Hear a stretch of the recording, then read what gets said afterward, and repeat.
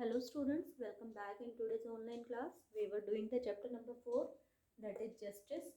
So in the previous lecture we have discussed about the just distribution of justice. So here is one important theory of John Rawls. Let us see what is the idea of John Rawls theory.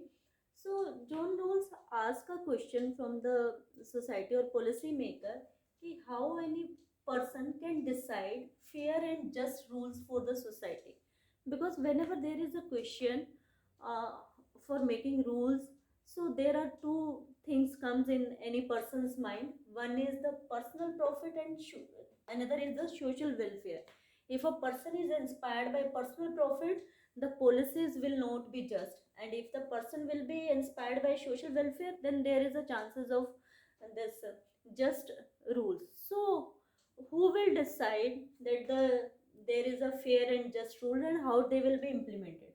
So according to John rules, if a policy maker or the rule makers, they will have a veil of ignorance, means if they are not knowing um, in which category they falls, and this rule will be applicable for all. Suppose if they belong to rich category or the poor category, they are not knowing their status, and then there is a possibility of making the just and fair rules. So this just and fair rules will be very important for the just distribution of society.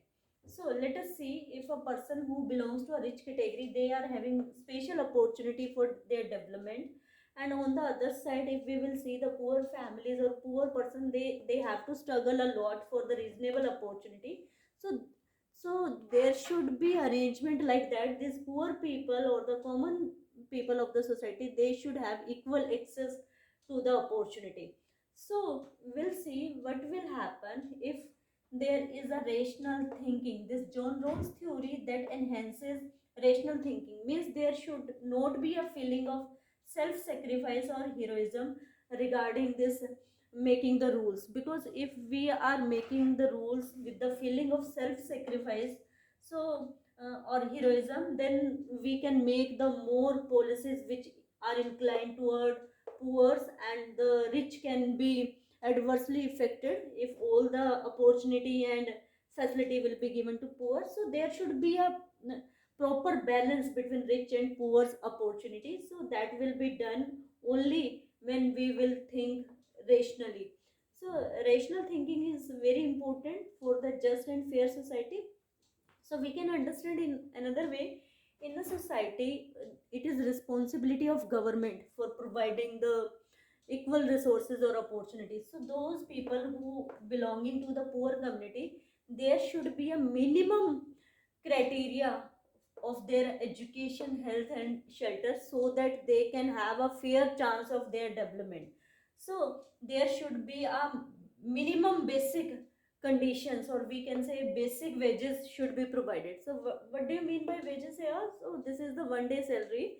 So the people who are daily wages, there should be their one day salary should be minimum decided by the authority, so that they can have the basic facility, or the it is government's responsibility to provide the minimum basic facility like drinking water, education, health, shelter, etc. So with this bar graph we can understand, suppose this represent the rich people who are having all the facility and all the luxury and very much money, and these are the poor people.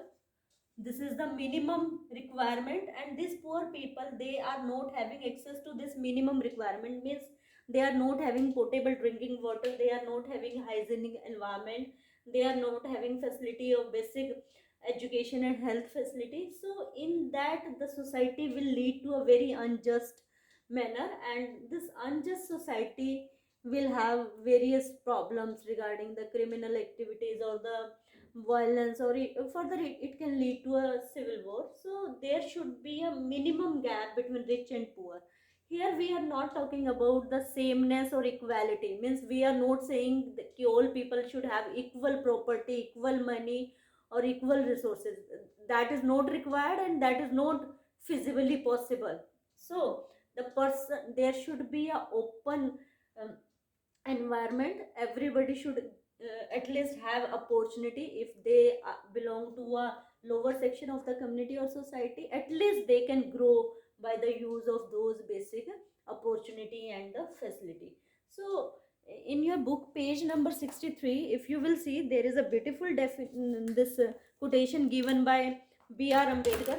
You can see it is given here. I am reading from here.